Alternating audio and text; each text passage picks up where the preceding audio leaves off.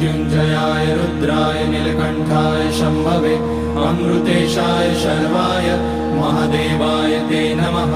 नमस्तेऽस्तु भगवन् विश्वेश्वराय महादेवाय त्र्यम्बकाय त्रिपुरान्तकाय त्रिकाग्निकालाय कालाग्निरुद्राय नीलकण्ठाय मृत्युञ्जयाय सर्वेश्वराय सदाशिवाय श्रीमान् महादेवाय नमः। ॐ नमः शम्भवाय च मयोभवाय च नमः शङ्कराय च मयस्कराय च नमः शिवाय च शिवतराय च। ॐ त्र्यम्बकं यजामहे सुगन्धिं पुष्टिवर्धनम् उर्वारुकमिव बन्धनान् मृत्योर्मुक्ष्यमामृतात्।